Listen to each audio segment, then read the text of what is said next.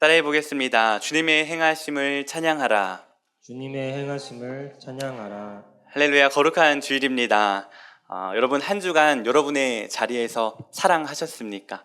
주님의 이름으로 사랑하셨습니까? 새로 시작하는 한 주도 우리의 삶이 주님의 사랑 가운데 가득하시기를 주님의 이름으로 축복합니다. 오늘 말씀은 이사야입니다. 이사야는 예수님께서 이 땅에 오시기 전 700년 전에 활동했던 선지자입니다. 이스라엘이 솔로몬 이후 남유다와 북이스라엘로 나뉘게 되었습니다. 이사야는 이때 남유다에서 하나님의 말씀을 전한 선지자 중에 한 명입니다. 이사야가 전한 하나님의 말씀은 이 구약의 다른 선지자들과 다르지 않습니다. 하나님 앞에서 너희들의 죄악을 회개하고 돌아오라. 더 이상 우상을 섬기지 말고 하나님께 돌아오라. 그러지 않으면 너희는 너희 죄로 인해 망하게 될 것이다. 오늘 본문전에 이사야서의 말씀을 보면 이스라엘의 죄가 쭉 기록되어 있습니다.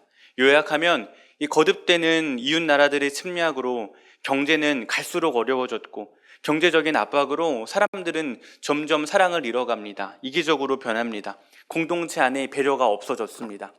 이들에게 하나님은 세상의 축복과 자신들의 안위만을 구하는 이 부적처럼 되어버렸습니다.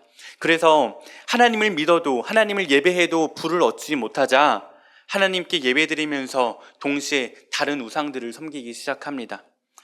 이들은 선지자의 외침을 듣지 않았습니다. 그래서 마침내 하나님께서는 선지자들을 통해 오늘 본문에 이사야를 통해 무서운 예언을 하십니다. 너희는 너희 죄로 인해 이방민족 바벨론에 의해 멸망당하게 될 것이고 포로로 끌려가게 될 것이다. 민족이 없어진다는 말입니다. 무서운 예언이죠. 그런데 여기서 끝이 아닙니다. 그러나 너희가 포로로 끌려간다고 할지라도 너희는 절망하지 마라. 하나님께서 너희들을 버리지 않으시고 꼭 해방시켜 주실 것이다 라고 말씀하십니다. 이 예언의 성취는요 바로 이루어진 것이 아니라 이사야가 예언을 한 후 150년 뒤에나 이루어집니다. 그렇기에 이사야가 하나님의 말씀을 전한 이때에는 이스라엘은 바벨론의 침략과는 전혀 상관이 없어 보였습니다. 오히려 바벨론은요 당시 이스라엘보다 훨씬 더 작은 나라였습니다. 이스라엘 백성들은 선지자가 아무리 하나님의 말씀을 외쳐도 듣지 않았습니다. 오히려 우리는 하나님의 백성인데 우리나라가 망한다고? 우리가 포로가 된다고? 무슨 이런 저주를 퍼붓고 있어? 하며 선지자들을 잡아 가두고 핍박했습니다. 시간이 지나 여전히 이스라엘 백성들은요 자신들의 죄를 회개하지 않았고 결국 예언대로 나라는 망하게 되었습니다. 자신의 가족들이 눈앞에서 처참하게 학살당하고 살아있는 자들은 포로로 끌려가게 됩니다. 포로로 끌려가면서 이들은 어떤 생각을 했을까요? 어떤 이들은 하나님 어떻게 저희를 버릴 수 있으십니까? 하며 좌절하고 하나님을 원망하기도 했지만 어떤 이들은 이사야 선지자, 구약의 선지자들이 외친 말씀을 기억하며 하나님께서 분명 우리를 버리지 않으시고 우리를 해방시켜 주실 거야 라고 생각하며 소망을 가졌습니다. 지금도 마찬가지입니다. 오늘 말씀을 듣고 누군가는 이사야서 오늘 나하고는 상관없는 이야기야 라고 생각할 수 있지만 누군가에게는 절망 가운데 소망이 되는 하나님의 말씀이 됩니다. 오늘 말씀이 우리 모두에게 하나님께서 오늘 나에게 우리 삶 가운데 새 일을 행하실 것이라는 소망의 말씀이 되기를 주님의 이름으로 축복합니다. 오늘 말씀은 우리에게 두 가지를 깨닫게 하십니다. 먼저 첫 번째는 두려워하지 말라는 것입니다. 오늘 말씀은 환난과 핍박과 절망의 순간이 오더라도 내 잘못이나 어떠한 상황으로 인해 인생의 끝자락에 선 것 같을지라도 좌절하고 쓰러지지 말고 이 두려움을 물리치라고 말씀하십니다. 우리는 모두 다 마음속에 두려움을 가지고 있죠. 몇 년 전에 교회 주일학교 친구들에게 어떨 때 두려움을 느끼니? 라고 물어보니까 이렇게 대답을 했습니다. 캄캄한 밤에 혼자 집에 갈 때 혹은 자다가 새벽에 일어났는데 아무도 없을 때, 무엇인가 잘못해서 부모님 앞에 섰을 때 크게 두렵다라고 이야기한 걸 들었습니다. 또 많은 청소년들이 좋은 성적을 내지 못하면 어쩌지? 좋은 대학에 가지 못하면 어쩌지? 하고 두려워합니다. 그런데 그게 끝입니까? 대학에 가면요 좋은 직장에 취업하기 위해 결혼과 미래에 대한 다양한 걱정들로 인해서 두려워합니다. 취업하고 결혼하면 괜찮습니까? 앞으로 어떻게 먹고 살까? 자녀는 어떻게 하면 잘 키울 수 있을까? 또 실직의 문제, 은퇴 이후의 삶은 어떻게 살아갈까? 앞이 캄캄한 상황에서 내 인생은 앞으로 어떻게 흘러갈까? 평생 수많은 두려움 속에 우리가 살아갑니다. 그러나 여러분, 오늘 우리가 걱정하는 두려움이 큰 고난 속에서 오늘 본문에 가족을 잃고 나라가 망하고 자신들은 포로로 끌려간 이스라엘의 상황보다 더 큰 두려움일까요? 이러한 이스라엘에게 두려워하지 말라 말씀하시며 힘과 용기와 소망을 주신 하나님께서 오늘 우리에게도 이 두려움을 이길 힘을 주실 줄 믿습니다. 이사야 43장 오늘 본문 전에 1절 말씀을 우리 함께 읽도록 하겠습니다. 화면을 보고 함께 읽겠습니다. 시작. 야곱아, 너를 창조하신 여호와께서 지금 말씀하시느니라. 이스라엘아, 너를 지으신 이가 말씀하시느니라. 너는 두려워하지 말라. 내가 너를 구속하였고 내가 너를 지명하여 불렀나니 너는 내 것이라. 아멘. 이 말을 쉽게 풀어서 말하면 이렇습니다. 내가 너를 이 세상 모든 만물보다 존귀하게 만들었어. 너가 비록 죄를 지었어도 내가 예수 그리스도의 피로 너를 죄 가운데 이미 건져냈어. 구원했어. 너는 내 목숨을 던질 만큼 귀한 존재야. 그리고 많은 사람들 중에서 내가 너의 이름을 딱 불러 세워서 이 자리에 있게 했어. 너는 내 거야. 그러니 두려워하지 마. 여러분, 우리가 오늘 이 자리에 나온 것은 우연이 아닙니다. 하나님께서 우리를 이 자리 가운데 부르셨기 때문에 이 자리에 있는 것임을, 예배할 수 있는 것임을 믿으시기 바랍니다. 하나님께서는 우리가 고난 속에 있을 때 우리를 그냥 두지 않으십니다. 우리가 물 속에 있을 때, 또 뜨거운 불길 속에 있을 때 우리를 그냥 두지 않으시고 우리와 함께 하신다고 말씀하십니다. 두려움 속에 있는 우리와 함께 하신다고 말씀하십니다. 우리 이사야 43장 2절 말씀도 함께 읽겠습니다. 시작. 내가 물 가운데로 지날 때 내가 너와 함께 할 것이라. 강을 건널 때에 물이 너를 침몰하지 못할 것이며 내가 불 가운데로 지날 때에 타지도 아니할 것이요 불꽃이 너를 사르지도 못하리니. 아멘. 하나님은 우리의 고통을 그냥 두고 보지 않으시고 우리와 그 고통 가운데 함께 하신다라고 말씀하십니다. 여러분, 오늘 함께 고백한 나의 하나님이라는 찬양의 가사를 기억하십니까? 나의 사랑, 너는 어여쁘고 참 귀하다. 어느 보석보다 귀하다. 내가 사랑스럽지 않을 때 너를 온전히 사랑하고 너와 함께하려 내가 왔노라. 아멘. 이 찬양의 가사가 하나님 아버지의 마음입니다. 하나님은 우리의 아버지 되십니다. 우리의 아빠 아버지 되시는 하나님께서는 이 세상이 처음 시작했을 때 태초부터 우리를 선택하셨고 우리를 사랑하십니다. 우리가 멋지거나 좋은 일을 하거나 어떠해서가 아니라 우리 존재 그대로를 사랑하십니다. 우리를 사랑하셔서 하나님의 형상대로 우리를 만드셨고 우리를 죽음에서 건져내셨고 우리의 이름을 불러서 자녀 삼으실 만큼 우리를 사랑하십니다. 혹 우리가 여전히 죄 가운데 있어도 하나님의 뜻대로 살지 않아도 우리를 포기하지 않으십니다. 오히려 그 가운데 슬퍼하고 있는 우리와 함께 슬퍼하시며 우리를 위로하십니다. 미국의 존이라는 소녀가 존이라는 분이 17살 때 운동을 하다가 사고가 나서 전신마비가 되었습니다. 이 17살 소녀가 몸을 움직일 수가 없으니 앞으로 살아갈 날들이 두려웠습니다. 더 이상 살아갈 소망이 없다고 느껴졌습니다. 그래서 친한 친구를 불러서 이런 부탁을 합니다. 나 좀 아무도 모르게 죽여줘.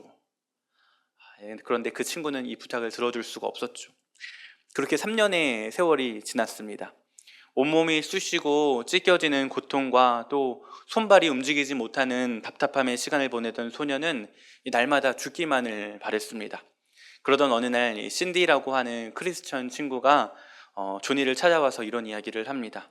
조니야, 지금 너의 고통을 아무도 이해할 수 없다고 생각하겠지만 예수님은 너의 고통을 아실 것 같아. 예수님도 몸을 움직이실 수 없었던 때가 있으셨거든. 예수님은 우리를 위해서, 아니 너를 위해서 채찍에 맞고 손과 발에 못이 박히셔서 말할 수 없는 고통을 느끼셨고 십자가에 달리셔서 조금도 움직일 수 없는 것을 경험하셨으니 그 예수님은 너의 고통을 이해하지 않으시겠어? 이 말을 들을 때 조니는 처음으로 큰 위로를 받았다고 합니다. 하나님이신 예수님께서 나의 죄 때문에 십자가에서 온 몸이 마비되는 고통을 겪었다는 사실을 생각하니 예수님의 사랑이 처음으로 이 조니에게 다가왔습니다. 하나님께서 자신을 사랑하신다는 사실이 깨달아지면서 하나님을 향한 원망과 불평도 사라지게 되었습니다. 그리고 조니는요, 원망과 절망과 두려움을 털고 일어나 용기를 냈습니다. 조니 에릭슨 타다라는 이분은요, 몸의 마비가 비록 회복되지는 않았지만 입에 펜을 물고 그림을 그리고 글을 써서 지금까지 40여 권의 책을 쓰고 많은 사람에게 용기와 희망과 감동을 주는 분이 되셨습니다. 여러분, 두려움은요, 나 혼자 있다고, 나 혼자 이 두려움을 경험하고 있다고 느낄 때 옵니다.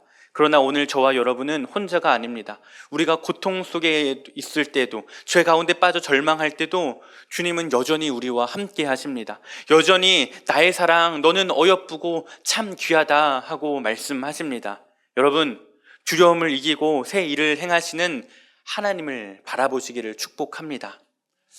오늘 말씀을 통해 깨닫게 하시는 마지막 두 번째는 새 일을 행하시는 하나님을 찬양하라는 것입니다. 여러분, 문득 가만히 있다가 노래를 흥얼거릴 때가 있죠. 샤워를 할 때 그렇기도 하고요. 행복하고 기분이 정말 좋을 때 자신의 입에서 나 자신도 모르게 노래가 나오곤 합니다. 여러분이 너무너무 기쁘고 좋을 때 여러분의 입에서 나오는 노래가 찬양이었으면 좋겠습니다. 그런데 더 원하기는 기쁘고 행복할 때뿐만이 아니라 두렵고 괴롭고 힘들고 좌절되고 절망이 되는 순간에도 찬양이 있기를 축복합니다. 이것이 진짜 신앙입니다. 사도 바울과 실라가 예수님의 십자가 복음을 전하다가 감옥에 갇혔습니다. 감옥에 갇혀 그들이 한 것은요, 좌절과 절망이 아니라 하나님을 찬양한 것입니다. 옥문을 열어주세요, 제발 여기서 우리를 나가게 해주세요 라는 마음으로 찬양하는 것이 아니라 그것과는 전혀 상관없이 하나님에 대한 기쁨으로 주님을 찬양했습니다. 그랬더니 어떻게 되었습니까? 옥문이 열렸습니다. 여러분, 진짜 찬양은요, 옥문이 열린 다음에 하는 것이 아니라 옥문이 열리기 전에 하는 것이 진짜 찬양입니다. 옥문이 열린 다음에 찬양하는 것은 누구나 할 수 있습니다. 병이 나은 다음에 찬양하는 것은 누구나 할 수 있습니다. 잘 나가고 잘 될 때 하나님을 찬양하고 영광 올려드리는 것은 누구나 할 수 있습니다. 그러나 그 반대의 상황에서 찬양하는 것이 진짜 신앙, 진짜 믿음입니다. 이 믿음이 새 일을 행하시는 주님을 바라보게 합니다. 하나님께서 새 일을 행하실 때가 바로 이 믿음으로 찬양할 때입니다. 하나님께서 어떤 새 일을 행하실까요? 우리 오늘 본문 이사야 43장 18절 말씀을 함께 읽겠습니다. 시작. 너희는 이전 일을 기억하지 말며 옛날 일을 생각하지 말라. 아멘. 이사야 선지자가 말한 이스라엘에게 말한 지나간 일들은 무엇일까요? 이스라엘의 영광의 순간입니다. 하나님의 은혜를 받았던 순간들입니다. 우리 이전 이사야서 말씀을 보면 홍해 바다를 가르시고 애굽에서 이스라엘을 구원하셨던 일, 그 큰 은혜를 말합니다. 그 큰 기적을, 큰 은혜를 기억하지 말라고 말합니다. 무슨 말입니까? 하나님의 은혜를 기억해야 하지 않습니까? 예, 하나님의 은혜를 기억해야 합니다. 그리고 그 은혜를 잊지 않고 주님께 감사해야 합니다. 그런데 오늘 본문은 기억하지 말라고 말씀하십니다. 이 말씀은 나 때는 말이야, 야 옛날에는 나도 교회 열심히 다녔어, 나도 전에는 교회에서 이런 봉사도 하고 저런 봉사도 하고 교회 열심히 다녔어, 이런 은혜를 받았어 하는, 죄송합니다, 꼰대가 되지 말라는 말씀입니다. 과거의 영광, 과거의 은혜에 머물러 있지 말라는 말씀입니다. 과거의 은혜는요, 여러분, 지금 아무 소용이 없습니다. 오늘은 오늘의 은혜로, 오늘은 오늘의 예배로 살아야 합니다. 어릴 때 이런 생각을 했습니다. 음식을 많이 먹고 뱃속에 저장해서 배고플 때마다 꺼내 먹을 수 있으면 얼마나 좋을까. 여러분, 하지만 그럴 수 없죠. 과거에 먹은 음식이 지금 여러분을 배부르게 하지 못합니다. 과거에 예배를 잘 드렸던 것이 지금 오늘 여러분에게 은혜를 줄 수 없습니다. 그러니 오늘 지금 이 예배에 우리의 마음을 다해야 합니다. 18절 말씀에 지나간 것을 기억하지 말라 하신 주님이 19절에 이어서 이렇게 말씀하십니다. 함께 읽겠습니다. 시작. 보라, 내가 새 일을 행하리니 이제 나타낼 것이라. 너희가 그것을 알지 못하겠느냐. 반드시 내가 광야의 길을 사막의 강을 내리니. 아멘. 하나님께서 아무것도 없는 광야의 길을 내고 아무것도 없는 사막에 강을 내시겠다라고 말씀하십니다. 흙과 돌밖에 없는 광야에서, 앞사람이 걸어가도 바람 한 번 불면 발자국이 없어지는 광야에서, 어디로 갈지 갈 바를 알지 못하는 곳에서 우리가 걸어가야 할 길을 내시고, 사막 한가운데 도무지 물 한 방울도 날 것 같지 않은 곳에서 작은 오아시스가 아니라요, 물이 터져 흘러나오는 강을 만드신다고 말씀하십니다. 우리가 미처 생각하지 못하는, 기대하지 못하고 상상하지 못하는 놀라운 방법으로 우리를 이끄신다는 말씀입니다. 여러분, 나는 믿네라는 찬양 아시죠?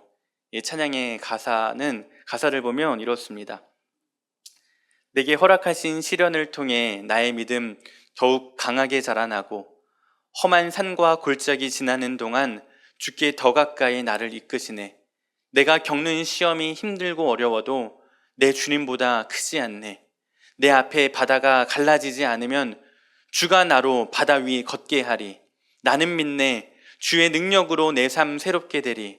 나는 믿네. 주의 능력으로 담대히 나아가리라. 주와 함께 싸워 승리하리라. 날마다 믿음으로 나 살아가리. 아멘. 여러분, 이러한 고백으로 이 시간 함께 찬양하실까요? 나는 믿네, 방금 우리 고백했던 찬양, 우리 입술로 함께 찬양하기 원합니다.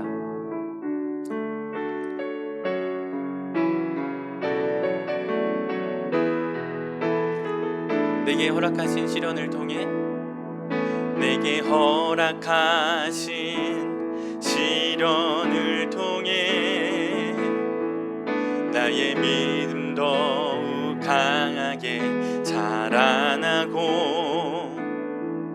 험한 산과 골짜기 지나는 주님이 함께 하십니다. 더 가까이 나를 이끄시네.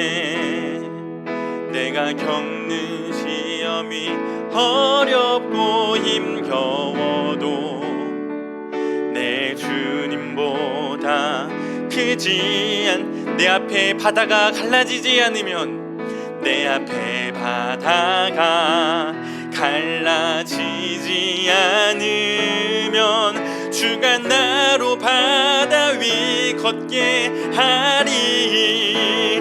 나는 믿네. 주의 능력으로 내 삶 새롭게 되리. 나는 믿네.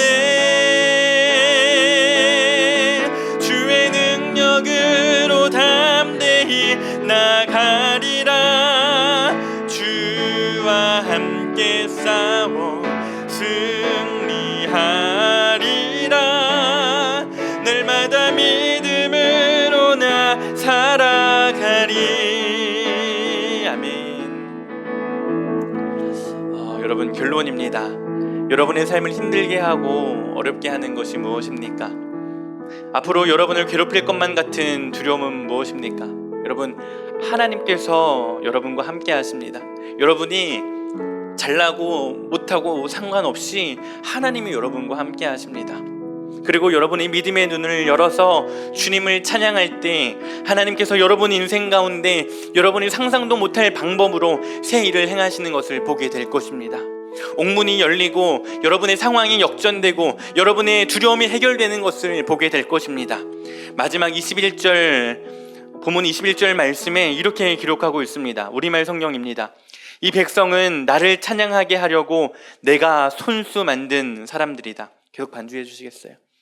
하나님께서 우리의 찬양을 받으시려고, 우리와 기쁨을 나누시려고 우리를 손수 만드셨습니다. 하나님은 우리가 찬양하는 인생을 살아가길 원하십니다. 어떠한 상황에서도 우리의 상황과 환경과 상관없이 하나님을 찬양할 수 있는, 우리가 물과 불을 걸을 때도 우리와 함께 하시는 하나님을 바라보며 기뻐할 수 있는, 하나님의 새 일을 경험할 수 있는 저와 여러분이 되기를 축복합니다.